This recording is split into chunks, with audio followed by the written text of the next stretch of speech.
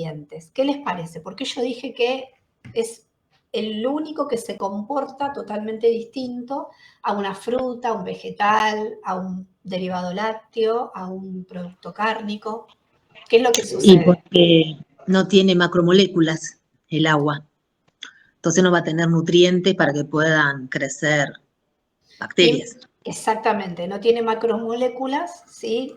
Más específicamente biomoléculas, no tiene una fuente de carbono y una fuente de nitrógeno para que los microorganismos lo utilicen como nutrientes para su desarrollo. Entonces, de acuerdo a esto, ¿cuál era la principal atención que teníamos que tener en el caso que vayamos a analizar una muestra de agua?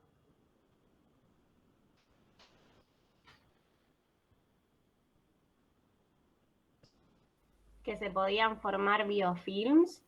Bien, esa es una característica importante. Se pueden formar biofilms, pero en relación al tiempo que transcurre desde que yo tomo la muestra y hago el ensayo, habíamos comentado justamente que por esta particularidad de que no tienen nutrientes, es necesario que para que las bacterias se mantengan, analicemos lo más cercana a la toma de ensayo esa muestra, ¿sí? Porque bacteria que a la larga no puede mantenerse ni reproducirse va a terminar muriendo. Entonces, cuando la analicemos en el laboratorio, podemos tener un falso negativo. Entonces, dijimos que es importantísimo que la toma de muestra sea cercana al ensayo, que la mantengamos refrigerada, ¿sí? Porque justamente, cosa que no pasa en un alimento, donde el alimento en sí es el que provee estos nutrientes, para que las bacterias se reproduzcan, en el caso del agua esto no sucede. E incluso en algunas circunstancias, depende del tipo de agua que sea, va a estar clorada. Entonces, si tenemos alguna bacteria con un daño subletal, ¿sí? Necesitamos justamente eliminar esa concentración de cloro que tiene con el tiosulfato para después darle durante el tiempo de incubación, el tiempo para que se pueda restablecer, ¿sí? Se pueda recuperar y después podamos identificarla en el laboratorio. Bien, entonces por un lado dijimos que la principal diferencia con los grupos de alimentos que vamos a ver es que justamente no constituye en sí, ¿sí?, un factor de desarrollo para distintos microorganismos. Y aparte también la nombramos al principio porque forma parte de todos los grupos que vamos a ver después. Puede formar parte como materia prima, va a estar implicada en qué otras actividades.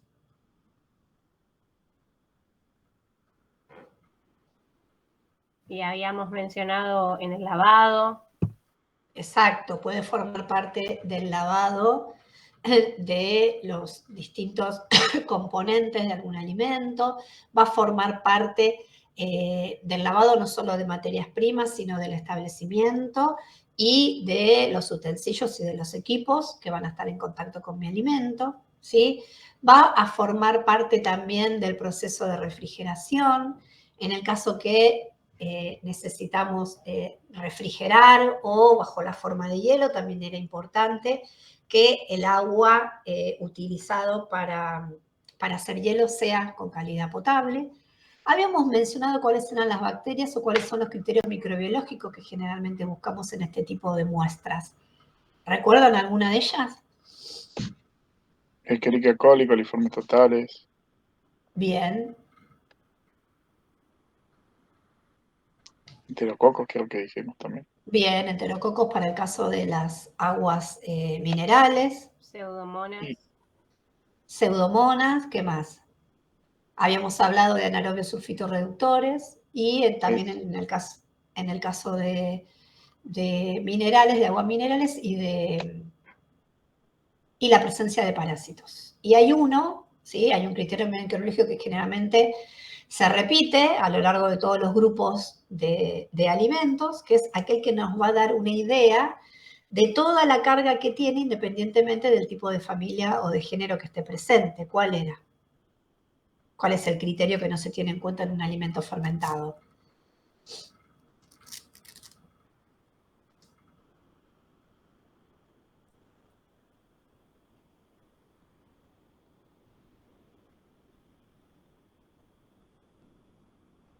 No mencionamos el recuento de aerobias mesófilas totales.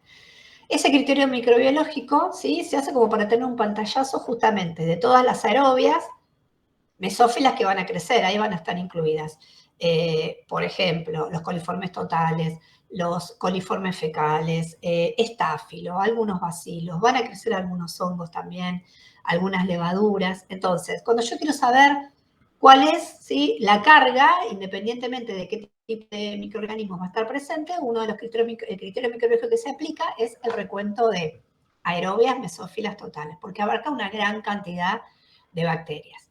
Y habíamos dicho que no tiene que estar por encima de qué valor para considerar que el agua es potable en ausencia de los patógenos que también se buscan. 800 unidades formadoras de colonias. Y yo te la bajaría un poquito más. 500. ¿Sí? El límite para considerar que es agua potable son 500 unidades formadoras de colonia. ¿Sí? Bien. Parecía un 8 en los apuntes, pero es un 5. Ah, ¿pero se ve bien? Sí, Sí, no me es un equivoqué, 5. ¿no? Bueno. Y habíamos visto que uno de los criterios microbiológicos es la determinación de bacterias coliformes totales. ¿Y qué valor tiene esa especificación? No tiene que tener más de cuánto. De 3. Bien, es un valor bajo. Por eso dijimos que al principio, en la segunda clase, cuando hablamos de métodos de recuento, dijimos que generalmente se utiliza la técnica del número más probable cuando queremos buscar aquellos microorganismos que se encuentran en una proporción baja en mi alimento. Pero también puede usarse para aquellas técnicas en las cuales me permiten un mayor porcentaje de recuperación. Por eso al final de la clase anterior les explicaba cómo diluíamos, que podemos esa metodología usarla con distintos tipos de medios de cultivo para buscar distintos grupos de microorganismos, que podemos incubar en la técnica del número más probables en condiciones aerobias o anaerobias, que también lo vamos a ver el primer día del trabajo práctico. Entonces, es una metodología que uno la adapta de acuerdo a el requerimiento del alimento que vamos a estar analizando. Para el caso de coliformes en aguas es la determinación típica para llevar a cabo el recuento de coliformes totales. Por la primera consideración que les había comentado, que es una técnica que permite identificar recuentos bajos. ¿Y por qué? Porque la especificación es menor a 3. Y si ustedes recuerdan, para que un agua sea apta para consumo, en las condiciones tradicionales de la técnica, solo me permitía el crecimiento positivo en un solo tubo. Igual ahora lo vamos a detallar.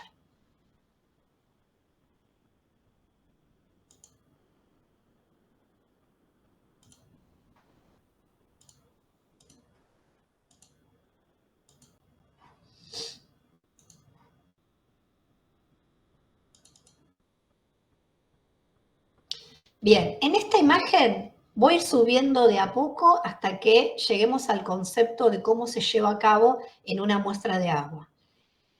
Esta es la determinación típica. Cuando yo quiero determinar en cualquier alimento, ya sea sólido o líquido, la determinación del número más probable de coliformes. La tabla que yo les había mostrado, que era esta, la vamos a compartir nuevamente.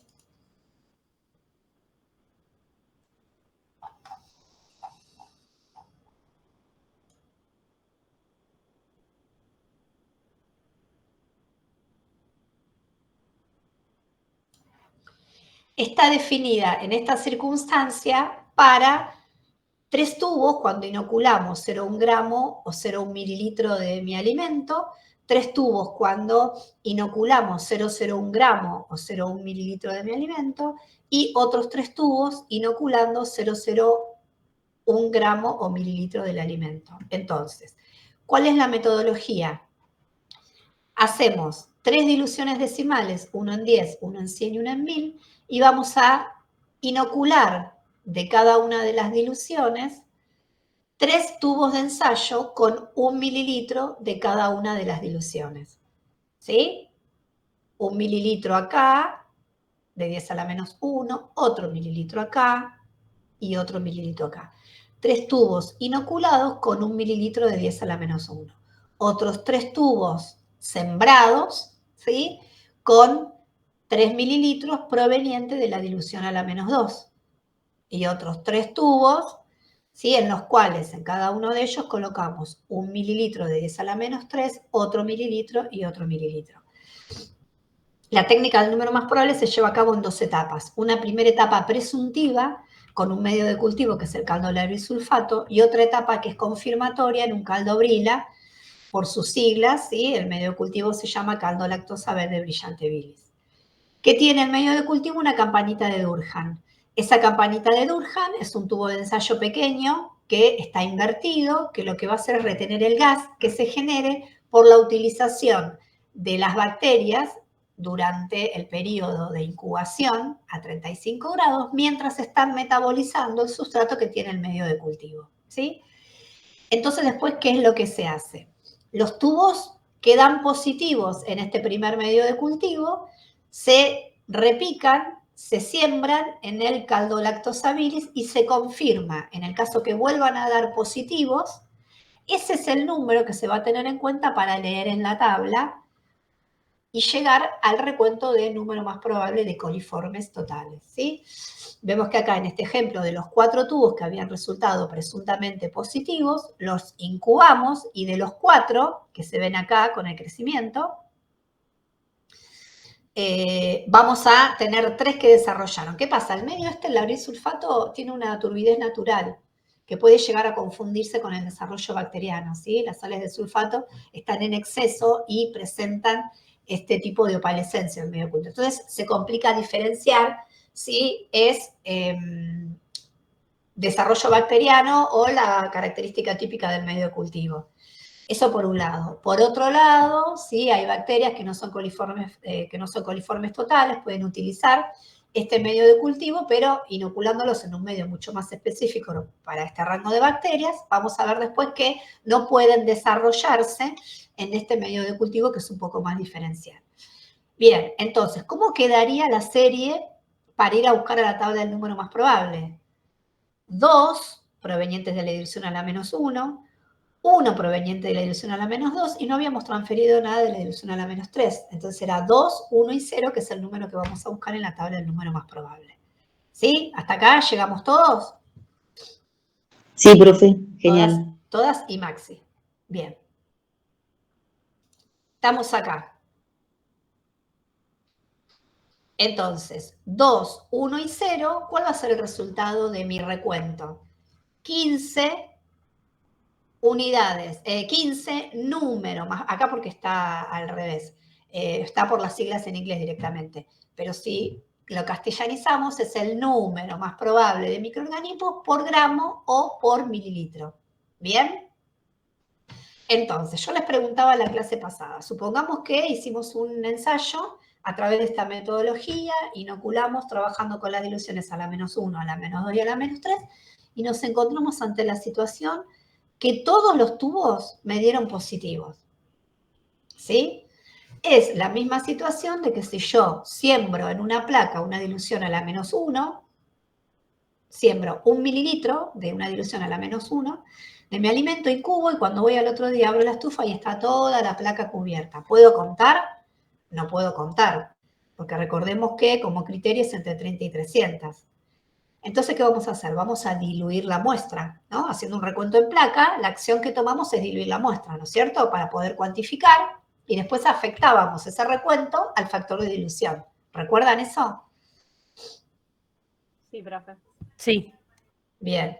Entonces, acá nos pasa lo mismo. Trabajando con estas 3 diluciones, vemos que todos los tubos se enturbiaron. Entonces, si yo voy a la un recuento mayor de 100, pero si yo tengo una especificación de 2000, número más probable de microorganismo por gramo, si yo le digo a mi cliente, por ejemplo, para el cual estoy haciendo el ensayo, que tiene más de 1100, ¿le sirve o no le sirve ese resultado? No, porque no sabes hasta qué valor puede llegar.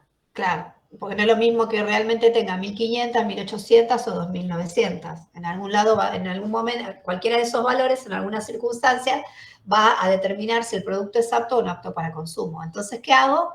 Diluyo mi muestra, ¿sí?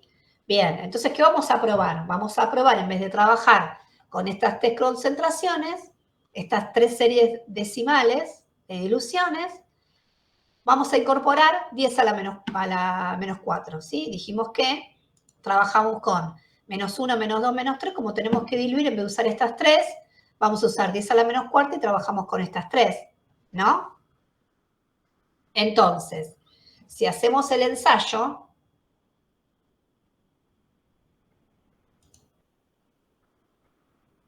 y trabajando con estas 3 diluciones, con las 3 diluciones que mencionamos, y por ejemplo también el recuento es 2, 1 y 0,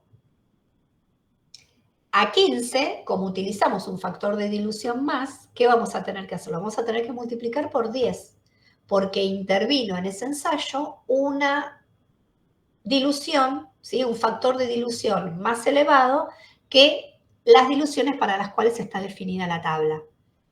Y es coherente, porque si yo para ver un recuento, ¿sí? Lo que estoy haciendo es diluyendo más la muestra, no puede ser el resultado final el número que me está indicando la tabla. Tiene que ser mayor al que me indica la tabla. Por eso lo tenemos que multiplicar por el factor de dilución. ¿Sí? ¿Se entiende esto?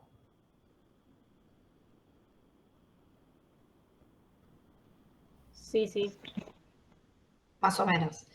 Hay 2 situaciones para que podamos corregir el resultado que buscamos en la tabla.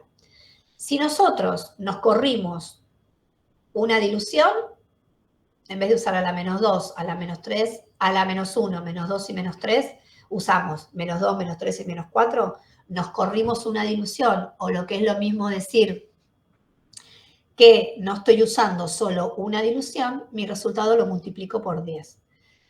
Si me corro, si trabajo con muestras aún más diluidas, en el cual no voy a dejar sin efecto 2 diluciones para las cuales está definida la tabla, voy a multiplicar por 100.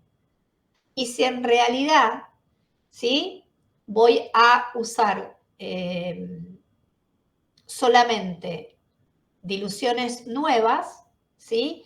¿Qué es lo que voy a hacer? Otra forma, para no ver cuántas veces me corro de la tabla, es multiplicar el resultado que me da por el factor de la dilución intermedia que yo uso para mi determinación y lo divido por 100, ¿sí?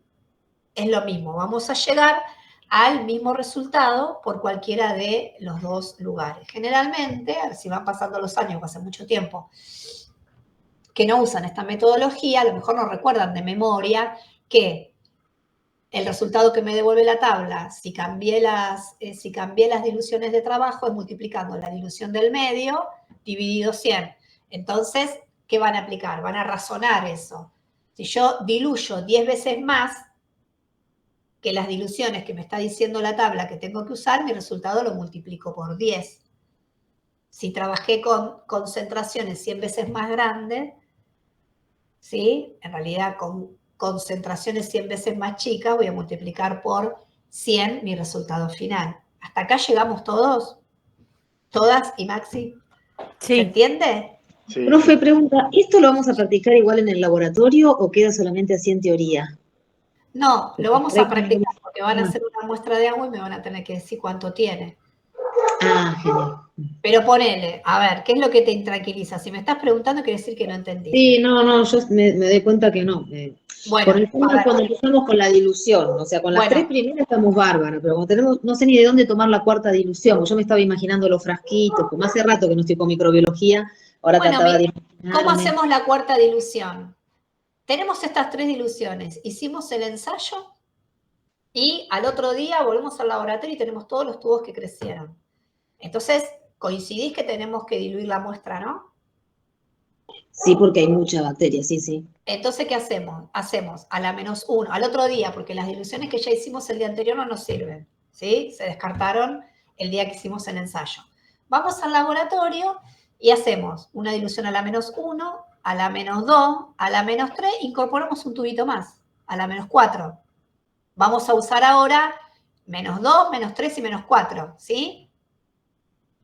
La primera está bien. Esa dilución habíamos descartado la que hemos hecho el día anterior. Lo estamos sacando del Endermeyer grande que tenemos ahí. Sí, empezamos todo de nuevo, ¿eh? Empezamos 10 gramos de muestra, hacemos a la -1, de acá tomamos 1 mililitro y lo ponemos en 9, tomamos otro mililitro y lo ponemos en otros 9, y como vamos a hacer una dilución más, tomamos otro mililitro de esta y lo ponemos en 9 mililitros de la solución diluyente. Entonces vamos a trabajar con esta y otra dilución acá que no está dibujada. ¿Hasta acá me llegás? Sí, ahora sí, profe. Sí, sí. Entonces, tomamos 1 mililitro y viene acá, otro mililitro viene acá y otro mililitro viene acá. Tomamos otros 3 mililitros y distribuimos acá y acá y acá. Y de esta dilución que no está dibujada, los vamos a poner acá. Hacemos todo lo mismo.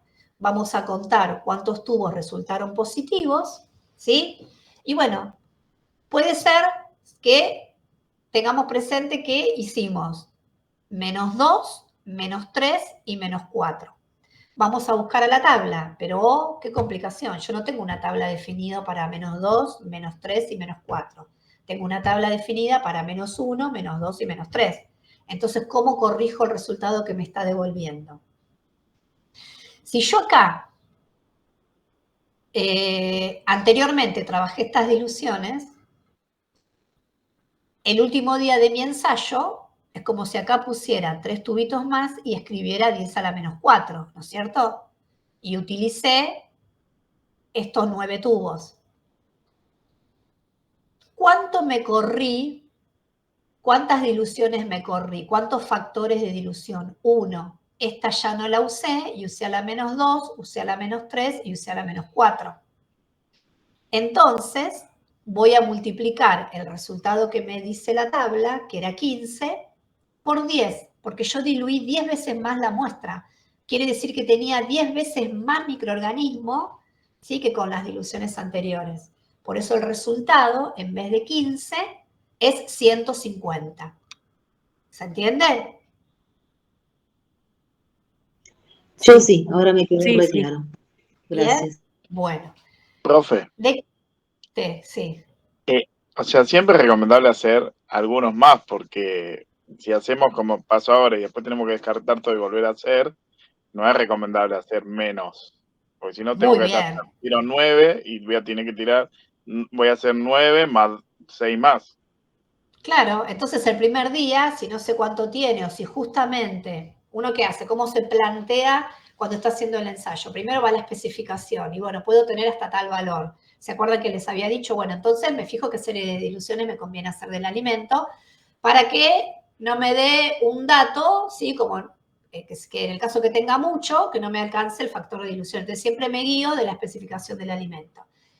Y para aprovechar el día, hago esto que dice Maxi. El mismo día puedo ensayar hasta 5 diluciones. Hago la -1, -2, -3, -4 y -5. ¿Qué nos va a pasar? Si tenía mucha, lo más probable es que acá crezcan todas, acá también crezcan todas, y en las últimas diluciones vamos a ver que voy a tener esta combinación. Van a crecer 1, 2, 3 tubos, ¿sí? Y si diluimos demasiado la muestra, en la última batería de 3 tubos, no me creció nada. Entonces yo voy a elegir cuál es la serie de 3 diluciones consecutivas que yo voy a mirar en la tabla del número más probable. ¿Sí? ¿Se entiende? Sí, profe. Sí, profe, yo me imaginaba si esas diluciones me quedaron justo en el medio, ¿no? Si yo hice, no sé, 8 diluciones. Y en las 2 primeras no me creció nada, me creció en la tercera, en No, la cuarta, en la ojo, quinta. Y pará, en la... no. Ah, Lo Sí, primero es la que más te al crece. Al revés. revés. Claro. al revés, Porque es está la que bien. tenés menos diluida. En las 2 primeras te van a crecer todo. Tenés más cantidad de muestras. Si tengo más carga bacteriana, es Crece más, donde, claro. ¿sí? En las primeras diluciones que tienen el factor de dilución más alto, ¿sí? Yo acá estoy subiendo en el factor de dilución. Quiere decir que la muestra está menos concentrada, está más diluida, ¿sí? Sube el número. pero está más diluida, ¿se entiende la muestra? Sí, sí. Entonces, ¿qué hacemos? Yo hice una batería, a lo mejor trabajé con 5 diluciones juntas. Elijo las 3 que a mí me convienen, descartando aquellas que crecieron en los 3 tubos y aquellas en las que no creció nada. Me elijo con las 3 que me quedo con las 3 que a mí me conviene. Cuento la relación de positivos. Por ejemplo, 2, 2, 1. Voy a la tabla.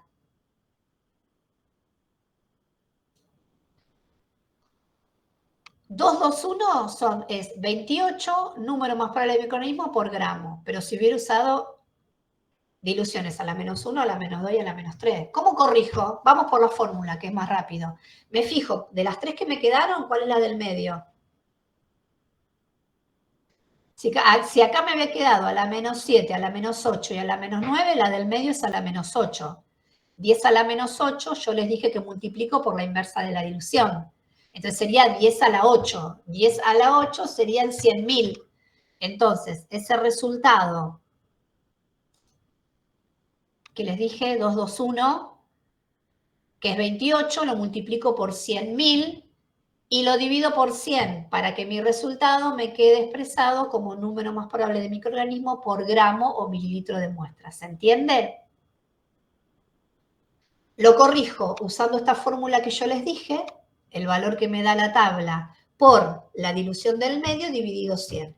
U otra forma de llegar al mismo resultado es darme cuenta cuántas veces me corrí, cuántos factores de dilución fui aumentando, y si aumenté 1, multiplico por 10. Si aumenté 2, multiplico por 100. Si aumenté 3, multiplico por 1000. ¿Se entiende? Sí, sí.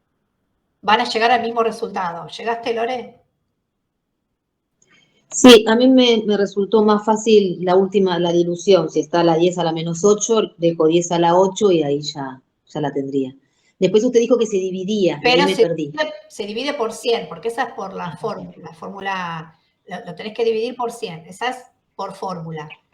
Por ¿Sí? favor. Porque lo estás multiplicando por la dilución del medio. Y una forma de no multiplicarlo es que te fijes cuántos órdenes de dilución subiste en relación a cómo está definida la tabla. ¿Por qué? Vamos a pensar ahí, sí. Si aplicamos la fórmula a cómo está acá definida la tabla, ¿sí? Dijimos que si hacemos a la -1, -2 y -3, leemos directo. Nos va a dar lo mismo si multiplicamos por el factor de dilución del medio, que es 10 a la -2, sería 100, y dividimos por 100. Por eso en este caso lo leemos directo, porque estamos multiplicando por 100 y dividimos por 100. En el caso de las otras situaciones, como la dilución del medio de la metodología no es 100, ¿sí? Necesito multiplicar por la dilución del medio y dividirlo por 100. ¿Se entiende?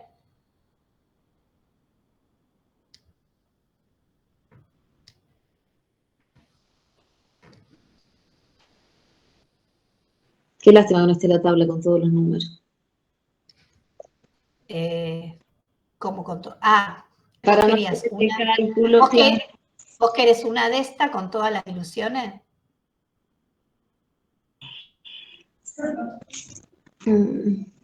¿A qué te referís con una tabla con todos los números? Ah, Claro, bueno, porque vos las querés. Ir a agregar uno más para que hacer la cuenta. Ah, ahora te entiendo. Sí, qué con las lástima. 3 primeras es más fácil, claro. Claro, pero eso es lo mismo, digamos que en realidad a lo mejor a ustedes se les complica porque están viendo así una serie de tubos y tienen que ir a una tabla, pero están haciendo lo mismo que hacen para un recuento en placa.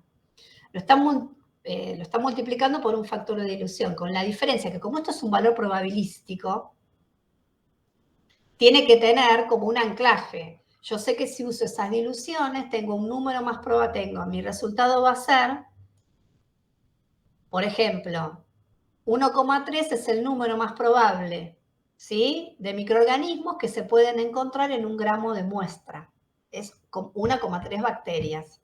si uso esas diluciones, si siembro esta cantidad de muestra en mi alimento. Si yo tengo crecimiento con menor cantidad de muestra que voy agregando, porque a medida que yo acá estoy agregando diluciones, cuando las ponga en mi tubo de ensayo, voy a tener menos cantidad de alimento, porque tengo una dilución más. Entonces, yo tuve crecimiento a esto que me están dando como base, como matriz. Si yo diluyo una vez más para poder ver el desarrollo, ¿sí? Para poder ver en cuál no se en qué juego de diluciones hay 3 tubos de ensayo en los cuales me aparece un negativo, quiere decir que yo ahí en esa dilución tengo que parar. ¿Sí? Que es la situación inversa a lo que pasa con una muestra de agua. Si yo utilizara la técnica del número más probable con 0,1, 0,01 y 0,01 mililitros de agua, como es una muestra que tengo poca carga bacteriana, ningún tubo va a tener desarrollo. ¿Sí? Entonces, ¿qué necesito yo acá en esta circunstancia? Primero, que la especificación de mi muestra de agua no puede tener más de 3 número más probable de microorganismo por mililitro de muestra. Entonces, no se tiene que enturbiar ningún tubo de ensayo o como máximo un tubo de ensayo. Si por alguna casualidad yo les había comentado que tengo algún crecimiento ambiental mientras yo estoy inoculando la muestra, tengo un crecimiento, ¿sí? Y yo leo 0, 0, 1, 0, voy a tener que informar 3. O si leo 0, 0, 1, voy a informar 3. Y yo voy a estar descartando un lote de agua pensando que ese microorganismo venía de mi muestra y en realidad, como estoy trabajando con muy poca carga bacteriana, cualquier valor ambiental me lo va a llevar al resultado fuera de la especificación, ¿sí? En cambio, si yo acá trabajo con más muestra, voy a disminuir la sensibilidad de mi metodología y puede ser que si me crece un ambiental, por más que lo considere positivo, ese lote de agua no lo voy a considerar como que no es apto para consumo. Por eso, cuando yo les explicaba la técnica del número más probable, lo primero que hago es explicar la condición normal para los lineamientos a los cuales está definido la tabla. La tabla, esto es un método probabilístico y realizando el ensayo en las condiciones que me dice esta metodología, yo puedo asegurar que si tengo un tubo positivo de esta dilución, 2 tubos positivos de esta dilución, seguramente mi carga está en relación a este orden, ¿sí? Si yo modifico alguna variable para la cual para la cual nació esta determinación, el resultado lo voy a tener que afectar. Si uso más diluciones de mi muestra para poder ver el desarrollo, voy a multiplicar mi resultado. Y si yo uso menos diluciones, es decir, que si en cada uno de los tubos voy a sembrar más muestras que las que me describe la metodología, el resultado que voy a leer lo voy a dividir por la cantidad de veces, por la cantidad de factores de diluciones decimales que me corrí de la condición ideal para la cual está definida. ¿Qué tiene que ver? ¿Sí? ¿Qué quiero decir con esto? Que si yo diluyo la muestra, el resultado que voy a leer en la tabla lo voy a multiplicar.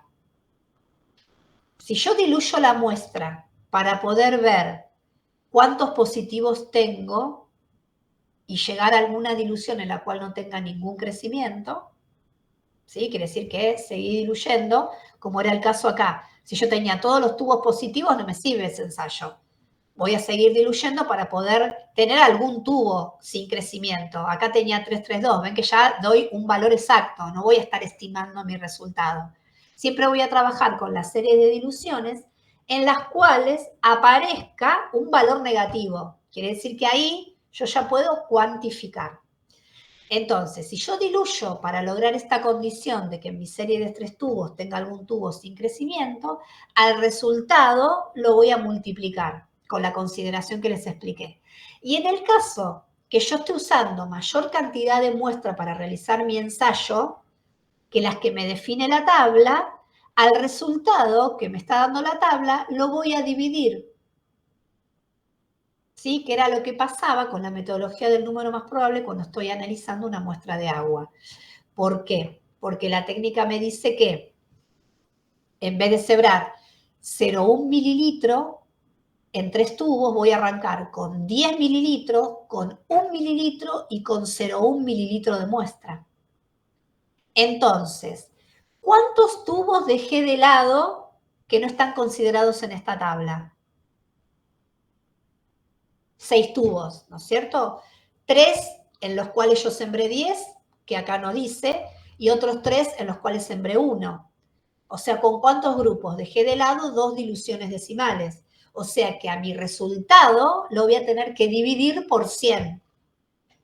Si a mí me dice el recuento, ¿sí? La cantidad de tubos positivos que tengo es 1, 2 y 0, y el resultado final es 11, si yo usé 10 mililitros de muestra, 1 mililitro y 0,1 mililitro para hacer la técnica, voy a dividir por 100. ¿Por qué? Porque la única dilución que usé que está definida en mi tabla es esta, la primera. Después usé 2 veces más concentrada mi muestra. Entonces, en ese caso, como estoy usando más muestra, el resultado final lo divido por la cantidad de veces que concentré más la proporción de mi alimento en ese tubo de ensayo. ¿Me siguieron?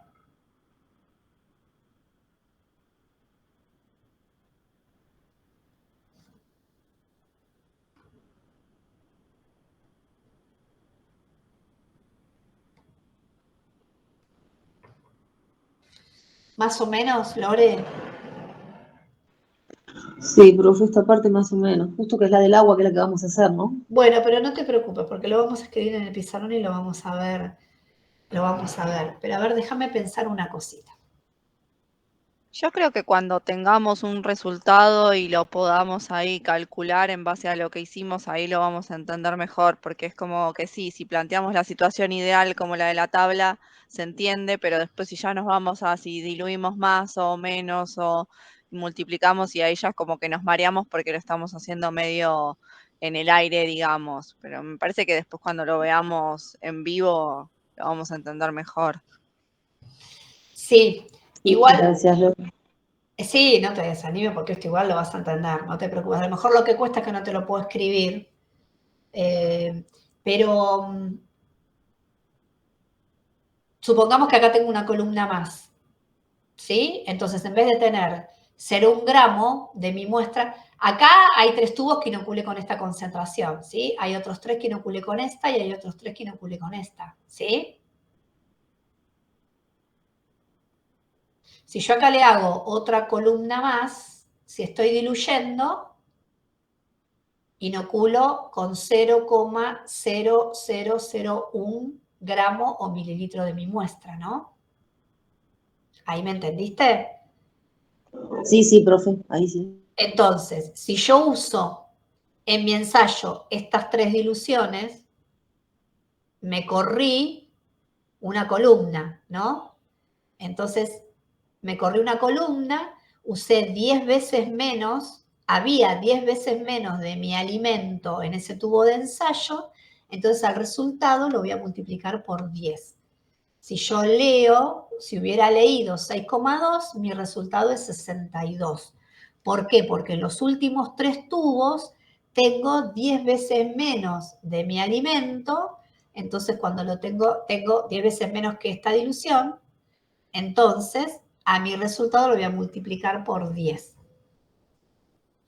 Si yo le agrego 1 mililitro, voy a tener 1 mililitro más, o voy a tener 10 veces más de lo que tenía en estos tubos de ensayo. Entonces, a mi resultado, como tengo más muestra ensayada, lo voy a dividir por 10, porque tenía 10 veces más de muestra que la que me está diciendo la tabla.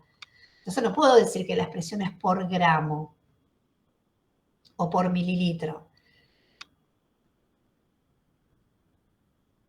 Como resumen, si diluyo, multiplico, y si concentro, divido el resultado.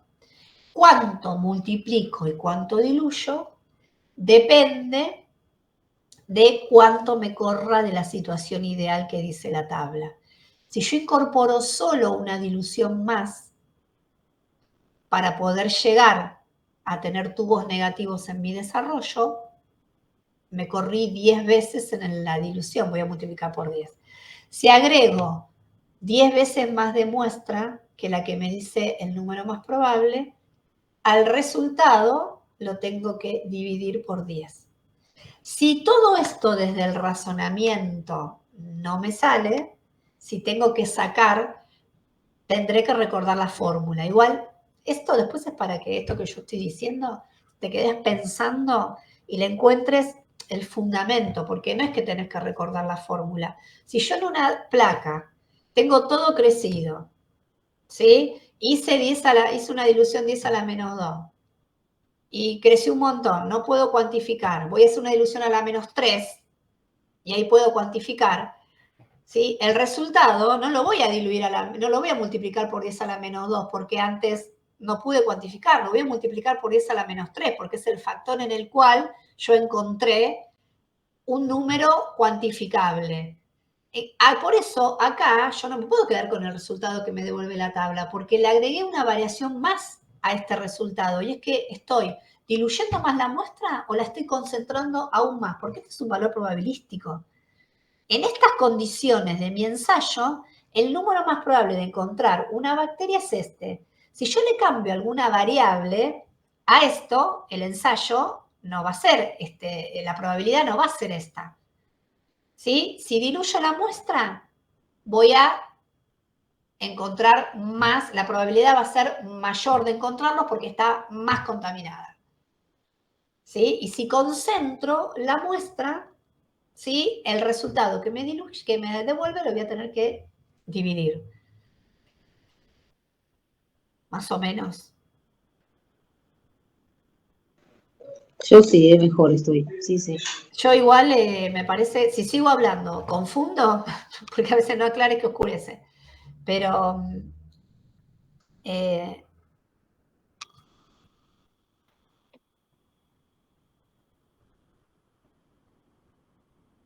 ¿podés expresar qué es lo que no te cierra?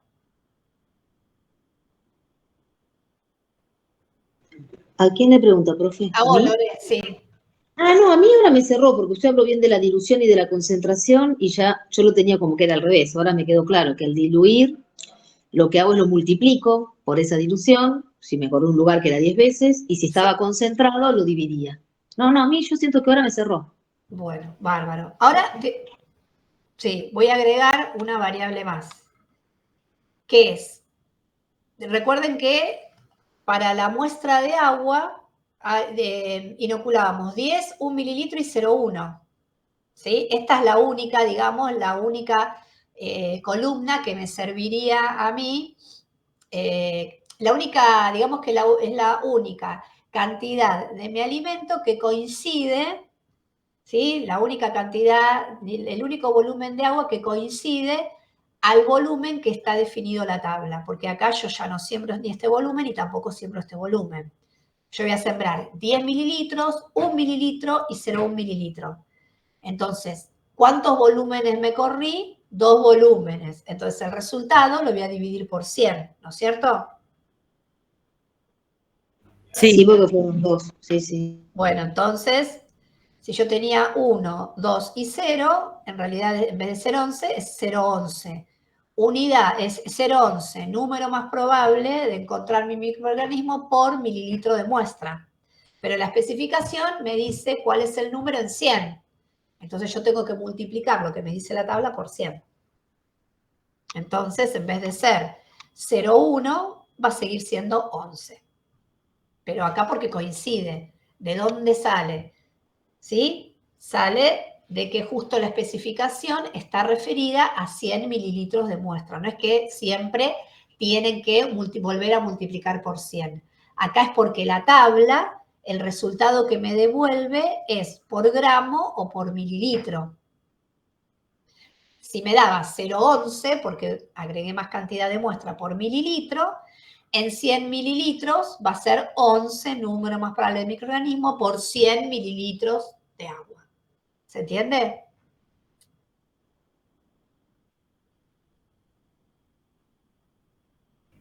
Sí. ¿Sí? Bien. Otra cosa, como voy a estar agregando los 100 mililitros, los 10 mililitros de agua a los 3 primeros tubos, yo les había comentado que, como dice la técnica, hay algo que está sucediendo y que tengo que tratar de evitar.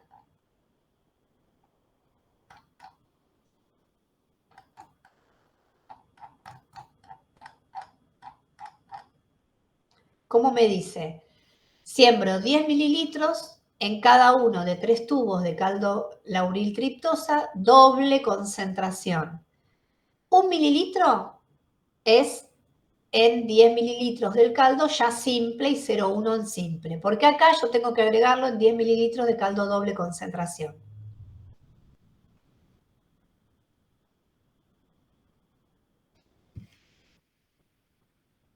Porque si lo hicieras en el caldo común, lo estarías diluyendo a la mitad. Claro, entonces yo voy a tener muy poco nutriente, porque estoy diluyendo. Eran 10 mililitros de medio de cultivo y le agregué 10 mililitros de agua. Entonces, si en esos 10 mililitros, por ejemplo, yo tenía 4 gramos de lactosa, cuando yo lo diluya voy a tener 2 gramos de lactosa.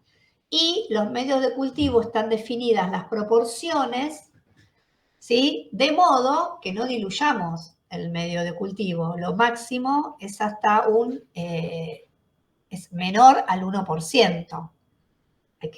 Tenemos que tratar de diluir muy poco el medio de cultivo. Si yo acá lo estoy diluyendo a la mitad, entonces lo preparo concentrado, de modo que al agregarle los 10 mililitros de agua, me quede en la proporción correcta que me dice el fabricante que tengo que preparar el medio de cultivo, porque ya está controlado que el factor de recuperación de esa bacteria es el adecuado cuando se prepara en las condiciones indicadas en el rótulo.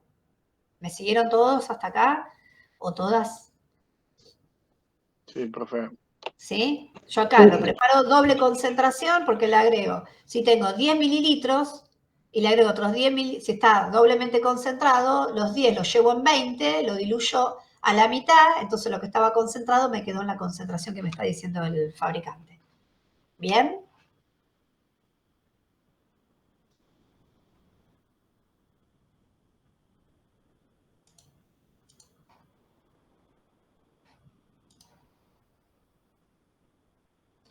Bueno, Lora, igual me quedo como con esa sensación que todavía no llegaste como a engancharle la última vuelta de rosca. ¿Puede ser? Profe, sí, me queda una vueltita, pero yo creo que cuando estemos ahí haciéndolo, sí, lo voy a poder enganchar mejor al hacer los tubitos, al verlo. Por ahí yo necesito eso, estoy más acostumbrada a hacerlo más para que me fije con la práctica, digamos. Sí, Entonces, es como un ajuste de diluciones. sí, En yo fui realidad. anotando igual lo que usted fue diciendo y bien. Bueno, bárbaro. Ahora vamos a ver en estos últimos minutitos, ¿sí?, que nos quedan, vamos a arrancar con el primer grupo de alimentos. ¿Qué nos va a pasar?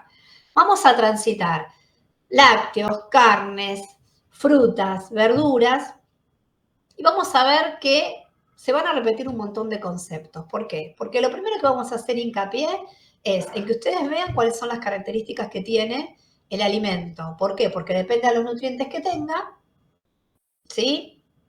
Y a los factores intrínsecos de ese alimento, es decir, humedad, pH, potencial redox, van a ser las bacterias o los microorganismos que se desarrollan. Entonces, a medida que transitemos estos distintos alimentos, tienen que aprender a mirar cuáles son las características que tienen.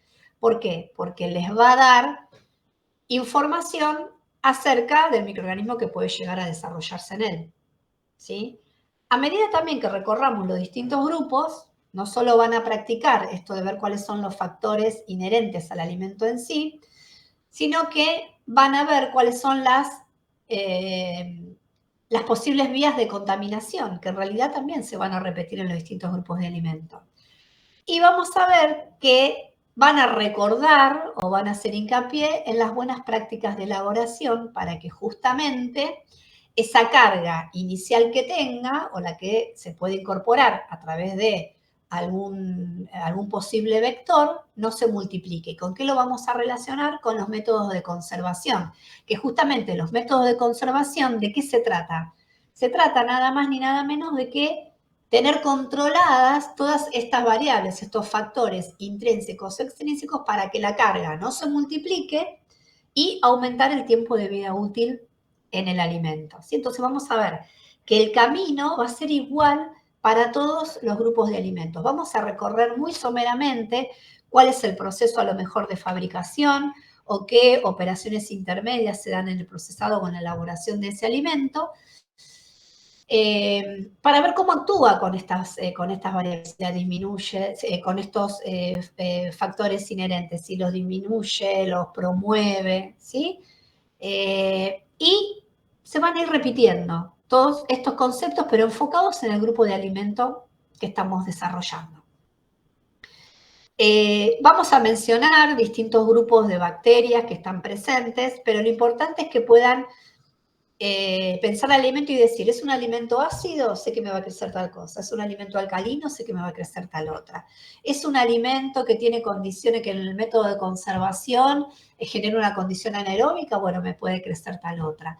Vamos a recordar prácticas de elaboración, buenas prácticas de manufactura, que a la larga van a ser importantes en cualquiera de los alimentos que ensayemos. Entonces, puede ser de que resulte como reiterativo, pero la idea es que ustedes vayan aprendiendo a mirar las situaciones desde el punto de vista microbiológico, ¿no? Entonces es mirar en detalle o mirar con detenimiento determinados detalles que a lo mejor si uno hace una vista como así rápidamente, no se pueden dar cuenta de que, bueno, sí, no, a ver, acá qué pasó. Un ejemplo tonto. Me contaron de producción que se desenchufó durante el fin de semana en la heladera. Uy, entonces, ¿qué pudo haber pasado? Se me descongeló el alimento, la carga bacteriana que tiene este alimento es determinado microorganismo, entonces, ¿yo qué voy a hacer en el laboratorio? Y voy a agarrar y si justamente está dentro del criterio microbiológico que me dice el código alimentario, lo voy a diluir un poco más porque sé que se desenchufó y bueno, puede ser que mi recuento dé más elevado. ¿Sí? Son consideraciones simples, pero implican que ustedes, para tomar una decisión, tengan presente todas estas vías, es decir, las características del alimento, los factores inherentes, ¿sí? Los factores intrínsecos o extrínsecos, que piensen en el método de conservación y que piensen distintas situaciones, cómo pueden alterar la carga bacteriana que tenga mi alimento. ¿Sí? Nunca le vamos a pedir que me digan cuál es el género que se desarrolla, qué especie de salmonela crece en en una leche no pasteurizada, ¿sí? Así no, pero sí saber que si estamos hablando de alimentos que son fácilmente susceptibles de contaminarse con el suelo, pensemos la presencia de bacterias esporuladas. ¿Cuáles son los géneros esporulados? Clostridium y Bacilo. ¿Sí? Así, desde ese lugar. ¿Se entiende lo que estoy diciendo? Sí. Sí. Bien.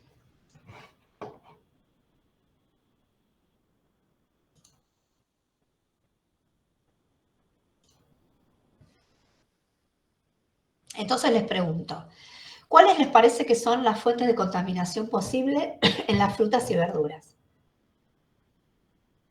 O frutas y hortalizas. Hongos. Sí, ¿y las vías de ingreso de esos hongos?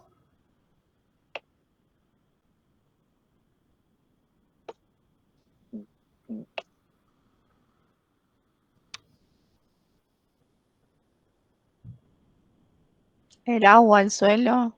Bien, agua, suelo. Después la manipulación humana, Bien, la manipulación, heces de animales, bien. ¿Qué más? vectores como insectos o algún otro tipo de organismo. Bárbaro, esta pregunta si yo se las hago para cualquier otro tipo de alimento, lo más probable es que la respuesta sea la misma. Entonces, en estas clases lo único que vamos a hacer es recordar, hacer foco en esto y a lo mejor aplicar algún concepto típico del grupo de alimentos que estamos viendo.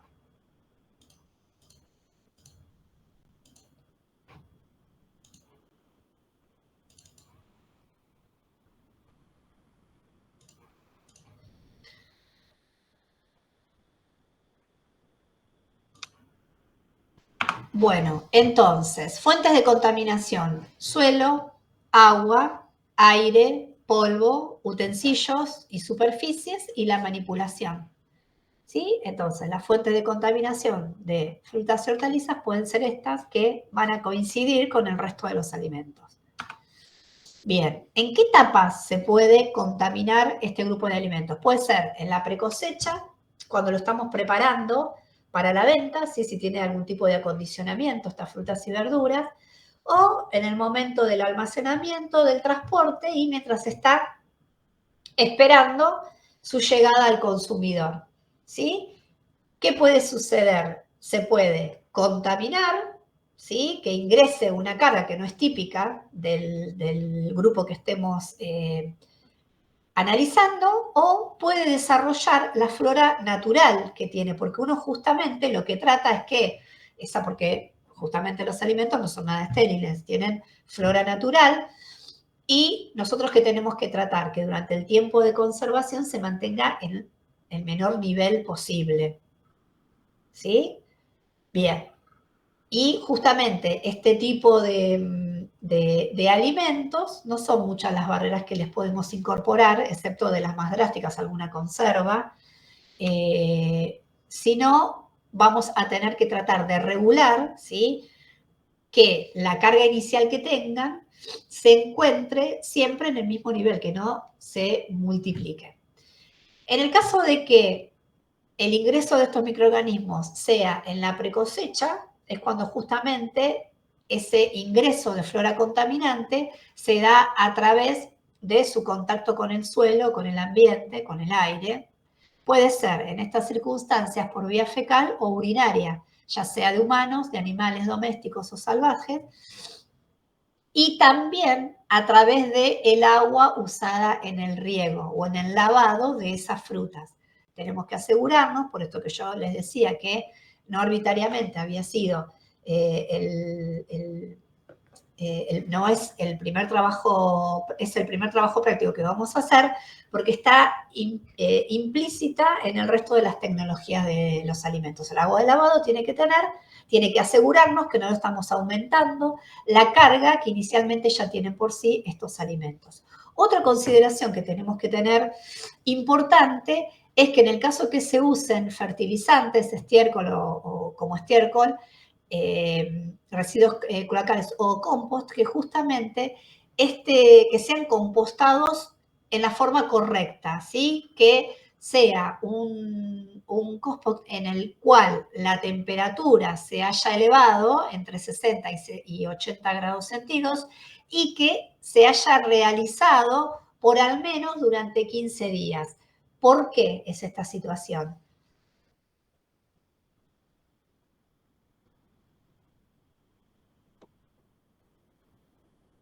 ¿Por qué necesitamos que el estiércol que se use como fertilizantes tiene que ser compostado aeróbicamente, permitiendo que justamente esa temperatura se eleve durante 60 u 80 grados centígrados por al menos 15 días?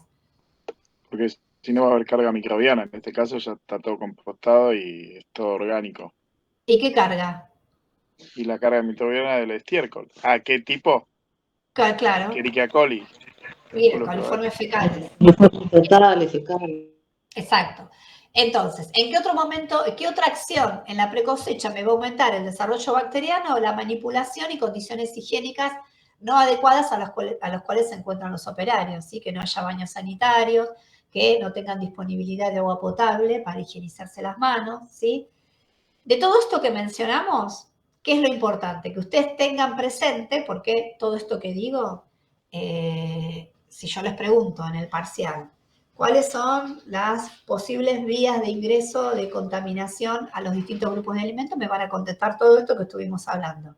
Pero que es importante que sepan que este grupo de alimentos, las frutas por ser ácidas, tienden a estar colonizadas por hongos, mientras que las hortalizas predominan las bacterias. Esto es importantísimo, ¿sí? Y que si consideramos dentro de las frutas, aquellas que son rastreras en comparación con los árboles frutales, van a estar justamente más expuestas a la contaminación por el suelo, por su cercanía, y van a estar más expuestas a la presencia de algún coliforme, porque también puede ser de que estén más cercanos a animales que puedan llegar a generar ese tipo de contaminación.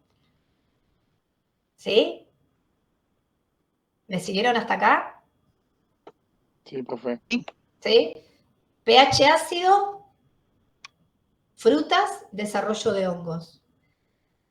Profe, un poco de las rastreras, ¿no? Pero yo pensaba, por ejemplo, las que están bien enterradas también, la remolacha, Peor eso, ¿no? aún, más Esa aún sería todavía. Claro, porque si tenemos que especificar, ese tipo de alimentos tienen más contacto con la tierra y van a tener bacterias del tipo de las esporuladas, ¿sí? Van a tener bacilos, clostridium, ¿sí? Algunos géneros anaerobios también. Bien.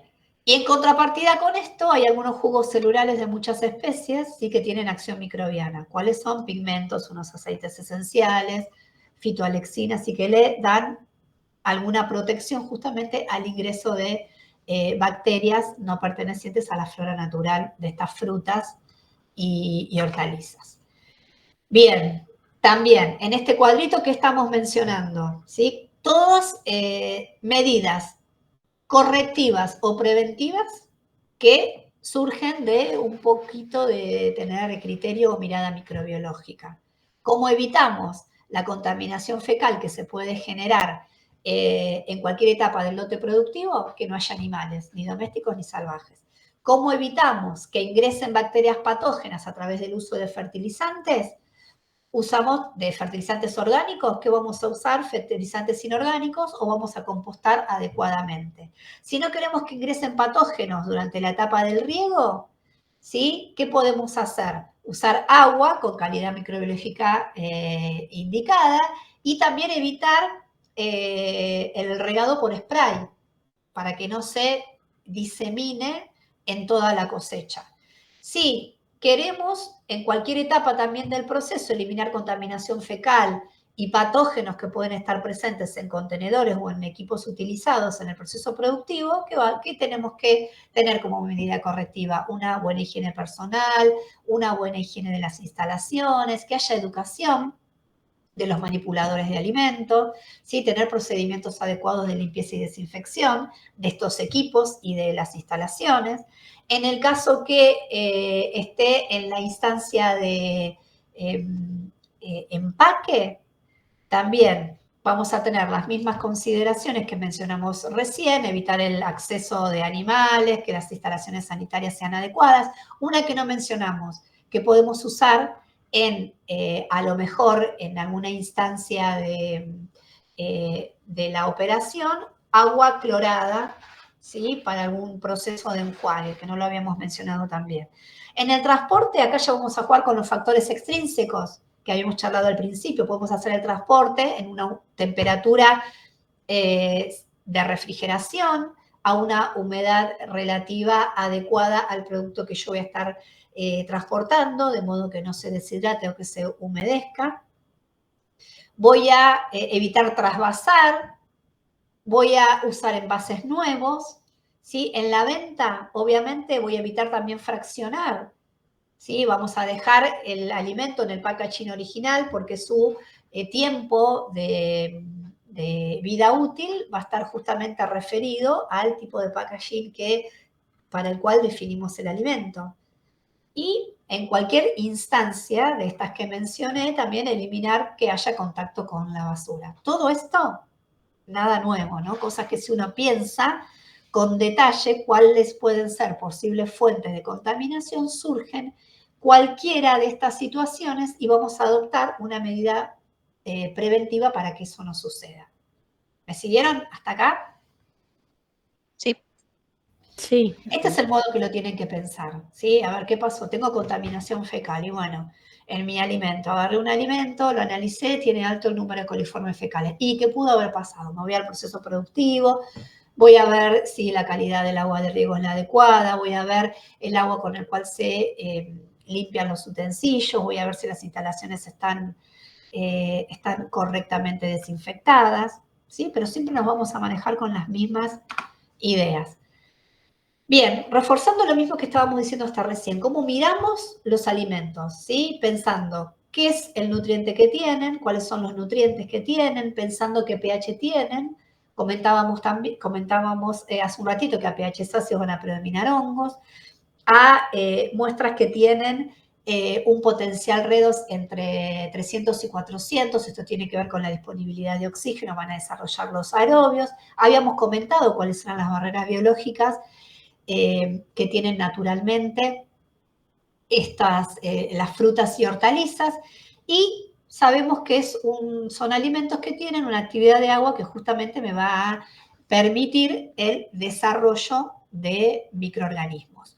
¿Cómo controlamos estos factores inherentes a los alimentos? ¿Sí? A través de distintas técnicas de conservación. Si yo concentro los nutrientes que tiene, ¿qué va a pasar? La bacteria lo que va a tratar justamente es de nivelar el contenido citoplasmático con las condiciones que se encuentran por fuera de su membrana celular. ¿Sí? Si concentramos el alimento a través de una salazón, a través de una concentración como puede ser una mermelada o una salmuera, la bacteria va a utilizar toda su energía, en vez de reproducirse, la va a utilizar en tratar de llegar a la homeostasis de su medio interno. Entonces, a la larga, esa bacteria va a estar agotada y va a llegar a su fase de muerte. Entonces, ¿cuáles son las técnicas de conservación que también estudiamos durante 2 clases, que sabemos que nos permiten regular estos factores? En el caso de las frutas y hortalizas, podemos hablar que regulamos la concentración de nutrientes cuando hacemos mermelada de alguna fruta. Regulamos el factor del pH, regulamos el pH cuando hacemos un alimento fermentado, como puede ser el chucrut o algún encurtido. Vamos a regular el AW cuando lo almacenamos en las condiciones ideales para que ese AW no aumente. Podemos modificar a través de la temperatura, refrigerando estas frutas y hortalizas, podemos generarles una atmósfera modificada, ¿sí? Bajar la concentración de oxígeno, generar un almacenamiento bajo vacío. Entonces vamos a ir regulando a través de la técnica de conservación todos estos factores que me pueden llegar a favorecer el desarrollo microbiano. ¿Se entiende cómo lo tienen que pensar? Sí, profe, se entiende, sí. Bien. Nada, no sumamos nada más a lo que estuvimos viendo. Simplemente pensar que etapas en el proceso productivo de alguna conserva, de alguna mermelada, de una mermelada proveniente de frutas o alguna conserva vegetal, vamos a tener una materia prima, va a haber un procesado, un transporte, una distribución y de ahí va a llegar al consumidor. ¿Qué tenemos que evaluar en la etapa de la evaluación de las materias primas? Que justamente tengan una carga, como ya tienen, una carga microbiológica inicial, ¿sí? No sumarle alguna mala praxis que justamente la aumente. En el caso del procesado, las operaciones a que se van a someter esas materias primas que mencionamos pueden incrementar también la posibilidad de contaminación microbiana. Es en contrapartida a la aplicación de algún método de conservación. En el transporte puede llevarse a cabo situaciones inadecuadas de transporte, una temperatura que no es de refrigeración, una atmósfera rica en oxígeno, también va a incrementar la posibilidad de una contaminación microbiana. Durante la distribución, ¿qué es lo que va a aumentar la carga inicial que ya venga en esta materia prima? El tiempo en el cual el producto, ¿sí?, permanece en góndola, y también hay el riesgo de aumentar esa contaminación. Y en el consumidor, como ya habíamos mencionado, cuando no se conserva adecuadamente el alimento en las condiciones que establece el elaborador. Si dice a temperatura ambiente, debe ser a temperatura ambiente. Tenemos que tener especial cuidado cómo se estiva, en qué lugar de la heladera, para que no se contamine, como generalmente en el caso de las frutas y verduras frescas, que no van a tener ninguna barrera para el desarrollo microbiano previo al consumo. En algunas circunstancias tenemos que seleccionar la altura ideal dentro de la heladera para que no se lleve a cabo alguna contaminación cruzada que puede ser de algún producto cárnico, por ejemplo. Bien. En cuanto a las materias primas, vamos a minimizar la contaminación durante la cosecha a través de todas las medidas que habíamos mencionado y aplicar buenas prácticas durante el cultivo. Volvemos a redondear. ¿Qué implica? Hacer un análisis microbiológico en el agua de riego, construir defensas para evitar el paso de animales, adelantar en el tiempo del abonado, ¿sí?, que sea 120 días antes de la siembra, que el estiércol esté adecuadamente compostado, una limpieza regular de equipos, que el riesgo no sea por spray, y evitar trabajar con una contaminación con semillas que previamente ya estén contaminadas. ¿Qué idea sumamos que no estábamos mencionando hasta recién? Construir una defensa para el ingreso de animales. Si no, estamos como reforzando las ideas que ya habíamos mencionado. Etapas en un proceso, un diagrama de flujo en un proceso de un alimento de cuarta gama, o sea que tiene en relación pocas etapas que pueden modificar las características iniciales de ese alimento, por eso decimos que es un alimento de cuarta gama. Como operaciones incluyen simplemente un prelavado inicial, una selección y una clasificación. Hay un lavado, un escurrido, se eliminan las fracciones no comestibles, se pelan, se corta, puede haber una desinfección posterior y después se fracciona, puede pesarse o no, se envasa y se almacena. Estas son el diagrama de flujo de un alimento de cuarta gama. Quinta gama es cuando ya se le aplica un tratamiento en el cual se modifican las características iniciales de ese alimento. Puede ser una esterilización, una pasteurización. Bien, ¿cuáles son los microorganismos alterantes que encontramos en este tipo de alimento? En el caso que sean alimentos que obviamente se conservan en cámaras de frío, lo van a alterar aquellas bacterias que sobreviven a ese método de conservación. ¿Cuál es la bacteria psicrófila que venimos mencionando hace varias clases? Pseudomonas. ¿Qué característica tiene también estas pseudomonas? Que genera biofilm también, ¿sí? Cuando yo repito alguna consideración es porque es importante que hagan foco en eso. Como microorganismos alterantes de este tipo de alimentos, todas las vías que se les ocurran, todos los grupos, gram positivas, gram negativas, dentro de las gram negativas, aquellas que son psicrófilas como pseudomonas, dentro de las gram negativas mencionar a los coliformes, ¿sí?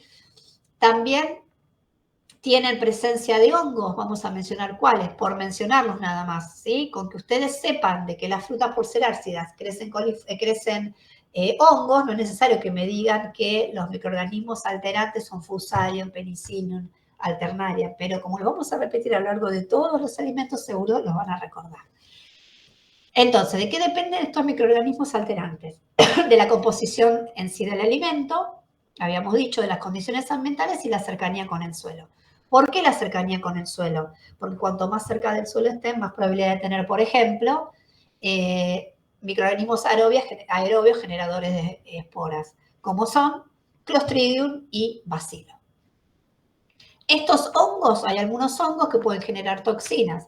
Algunas toxinas son mortales, otras simplemente generan una reacción alérgica en el consumidor. Bien, entonces, enumerándolos rápidamente, ¿cuál es la flora alterante? Bacterias gram positivas, como pueden ser estáfilos, Staphylococcus aureus. Gram negativas, como pueden ser coliformes. Gram positivas son los bacilos también. Gram negativas son las pseudomonas. Bacterias psicrófilas que desarrollan a temperaturas de refrigeración, como son las pseudomonas. Hongos, ¿sí? Podemos mencionar Fusarium, Penicillium, Alternarium, Rhizopus, ¿sí? Algunos ejemplos. Más ejemplos aún son los que están especificados en esta tabla. Miren todos los géneros distintos de hongos que podemos encontrar en las distintas frutas, hortalizas y granos. Todos hongos.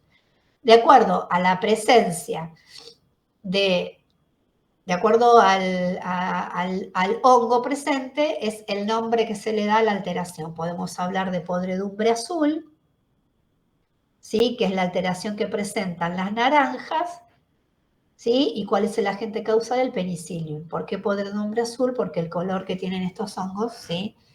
Se encuentran entre verde y azul. Bien. Volvemos al ejemplo que había mencionado Lorena. En el caso de los tubérculos, ¿qué son? Papa, batata, justamente son las partes subterráneas de tallos o raíces que actúan como sustancias de reservas. Justamente por ser subterráneas, ¿sí? Tienen determinados microorganismos que son, aparte de los mohos, las levaduras y las bacterias, tenemos la flora contaminante típica del suelo, como son los esporulados y los corineformes. Tienen también hongos, tienen levaduras, van a tener coliformes, porque también van a estar cercanas a los agentes de contaminación fecal.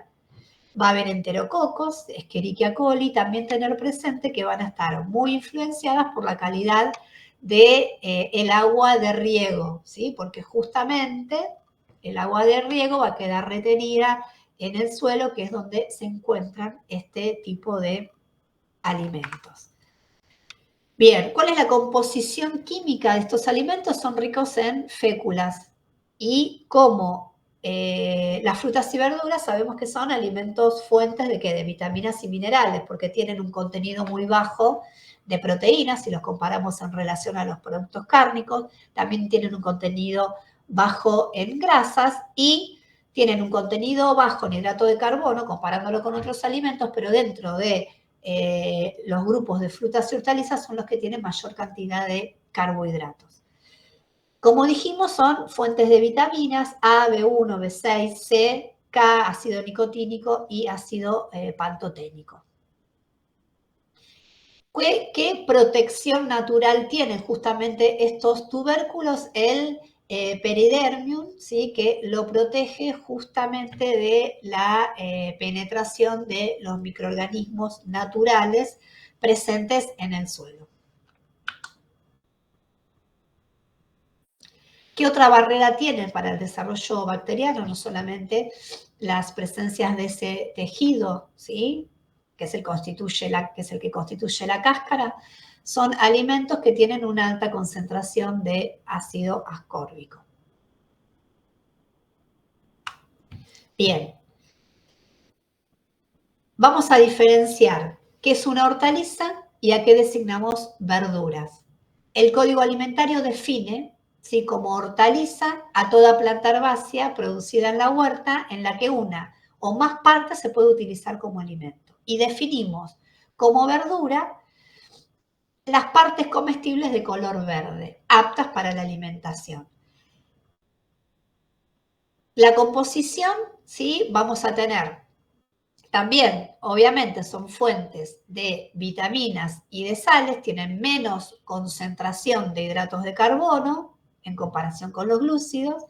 La concentración de proteínas es entre 1 y 23% y el porcentaje de agua entre el 60 y el 92%. Bien, ¿cuál es la flora natural? Vamos a ir un poquito más allá en cuanto a los géneros que mencionamos que pueden estar presentes en las frutas, hortalizas y verduras. La flora microbiana en hortalizas y verduras, ¿dónde va a residir? Básicamente en la superficie. ¿Como consecuencia de qué? De los posibles vectores de contaminación. ¿Por qué va a residir en la superficie? Porque es lo que va a estar en contacto con el suelo, con el aire, con el agua y con los animales. Recordemos que el pH de estos alimentos, de las hortalizas y las verduras, son cercanos a la neutralidad. Por lo tanto, la microflora más frecuente van a ser las bacterias, ¿sí? En relación a una menor concentración de levaduras. Bien, esto ya les viene quedando porque lo repetimos para cada grupo de alimentos. Específicamente, ¿qué especies bacterianas vamos a encontrar? Si sabemos que el pH favorece el desarrollo de hortalizas y verduras, ¿cuáles son las bacterias? Vamos a encontrar Acromobacterium, Flavobacterium, Alcalígenes, Micrococcus y Lactobacillus. Están presentes mohos, ¿sí? En menor proporción que las bacterias, pero no es que porque tengan. Ninguna condición es terminante. No implica que porque tengan pH cercanos a la neutralidad no vayan a crecer hongos, ¿sí? Implica que son más favorables, estos alimentos son más favorables al desarrollo de, ¿sí? Bien, ¿qué género de hongo puede estar presente? Penicillium, Fusarium, en las raíces y tubérculos, como mencionábamos antes. De acuerdo que van a estar enterrados, vamos a encontrar formas esporuladas. ¿De qué género? De los géneros Bacillus y los géneros Clostridium. Y en el caso que se riegue con aguas fecales, ¿qué contaminación vamos a encontrar? Salmonella, coli y especies representantes de la familia Enterobacteriaceae. También puede ser que se encuentren parásitos. Recuerdan que en la clase de aguas hablamos que pueden transmitir a través del agua de riego virus y parásitos. Las verduras, sabemos que tienen un tiempo de conservación limitado, ¿sí? Son más sensibles a la acción microbiana a medida que va avanzando su grado de maduración.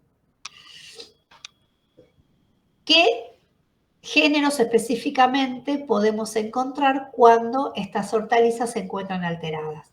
Vamos a encontrar bacterias pertenecientes a los géneros Erwinia y Xanthomonas, y en el caso de aquellas hortalizas que tengan un periodo más prolongado de almacenamiento, los hongos que se encuentran son Fusarium, Alternarium, Esclerotina, etcétera, etcétera, etcétera. No necesitamos que se los aprendan de memoria, ¿sí? Pero sí esta consideración de que si tiene un pH más alcalino, menos ácido, que puede crecer.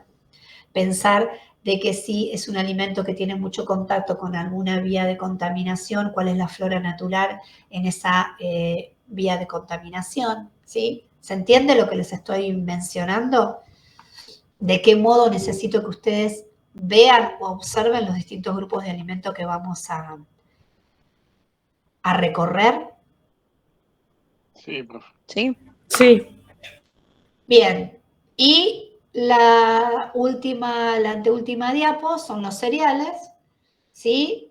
Hablamos de granes de cereales, de frutos, de ciertas gramíneas, como pueden ser el trigo, la cebada, la avena, el centeno, el mijo, el arforfón, que es un tipo de trigo, el maíz, el sorgo y el panizo, que es un tipo también de mijo. Todos estos se consumen previamente transformados, ¿sí? En harinas, en distintos productos, excepto el arroz que se consume directamente. ¿Qué característica tienen? A diferencia de las hortalizas y de las verduras, de las frutas, tienen un porcentaje mucho menor de agua. Entonces, esa es una barrera para el desarrollo microbiano. Tienen mayor cantidad de proteínas que el grupo de alimentos que mencionamos recién, mayor concentración de hidratos de carbono, un porcentaje más elevado de grasa y un porcentaje más elevado de fibra en relación a su peso. ¿Cuáles son los microorganismos típicos en los cereales? Debido a la escasa humedad, ¿sí? La composición química, por más de que sea favorable al crecimiento de distintos microorganismos, va a tener la barrera justamente del AW que presentan los cereales, sobre todo si estamos hablando de cereales secos. Esto hace que las bacterias sean estén más, su reproducción esté un poco más dificultada y los hongos también lo hagan en forma limitada su desarrollo. ¿A qué se va a deber el tipo y el número de microorganismos que pueden estar presentes en los distintos cereales? A variables que son fácilmente relacionables. Al clima, porque sabemos que puede la contaminación, puede ser a factores ambientales, al suelo en el que ha crecido, al ambiente con el que ha estado en contacto, si hay o no presencia de insectos, de roedores, de pájaros, el modo en el cual se llevó a cabo la recolección. Los manipuladores de alimentos tuvieron buenas prácticas de manufactura, las condiciones climáticas durante la recolección, se refrigeró rápidamente una vez que se llevó a cabo la cosecha o estuvo mucho tiempo estivado previo al transporte, el tiempo y forma de almacenamiento, de transporte, todas variables que pueden ser comunes a otro tipo de alimento. Hablando de las especies más que comúnmente se encuentran en los cereales, vamos a encontrar especies de la familia Pseudomonaceae, del grupo coliforme también, bacterias esporuladas, como cuáles, por ejemplo. ¿Qué grupos de bacterias les mencioné varias veces que tienen la particularidad de formar esporas? Clostridium, Clostridium. Bien, joya.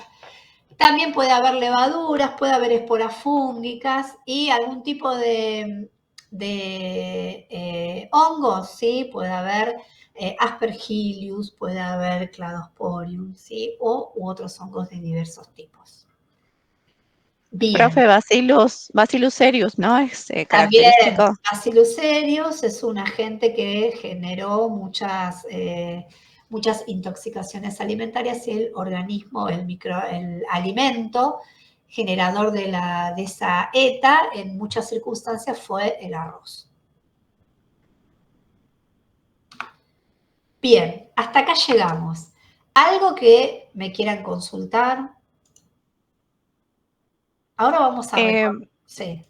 Para la clase que viene, que es la práctica, además de llevar las muestras y bueno, el guardapolvo, vamos a tener una guía de lo que vamos a hacer, tenemos que llevar algo más. No, esta guía que le estuvimos viendo, ya se las dejo habilitada en el campus para que la puedan leer este fin de semana. Tienen que traer, en el caso que ustedes tengan guardapolvos, si no saben que ahí en el laboratorio se les va a dar, no se olviden de traer un fibrón indeleble. Si tienen la posibilidad de tener cinta adhesiva, esa de papel, traigan, no compren, para en realidad cerrar las placas y que no se nos abran. Bien, que si pueden traigan un rollo de papel, porque nos vamos a lavar varias veces las manos y a lo mejor es un recurso que a veces falta en algunas circunstancias en abundancia en el laboratorio para que puedan tener uno en cada mesada. Y después, no, las muestras de agua que habíamos charlado, igual tenemos la posibilidad siempre de sacar una muestra del bebedero, ahí de la uni, y yo voy a llevar por las dudas una muestra de agua de un equipo, en el caso que falten muestras, y voy a llevar una mermelada porque vamos a hacer el primer día de nuestra marcha microbiológica de agua y el primer día de la marcha de un alimento que entre dentro de este grupo que mencionamos recién. Al segundo día de esa semana vamos a continuar, ¿sí? Y así sucesivamente vamos a ir aumentando, subiendo en la marcha microbiológica para cada uno de estos microorganismos. Sí, eso solo. Lo importante es que lean la guía, que va a quedar en el campus, si pueden la traen impresa. Y después nada, cualquier otra duda que surja de la lectura de la guía de TP me pueden escribir durante el fin de semana, no hay ningún problema. Todo el material queda habilitado en el campus, ¿sí? Ok, profe. Bueno, creo que los anoté. Esperen que vamos a hacer, a ver si hay alguien que no está. Lore Sabino, Agustina García, Lucila Ledesma, Viviana Fernández, María Chamau, Lorena Valdés y Maxi Escurra. ¿Hay alguien que no nombré? No, creo que están No. todos. Bueno, ¿algo que me quieran consultar o comentar?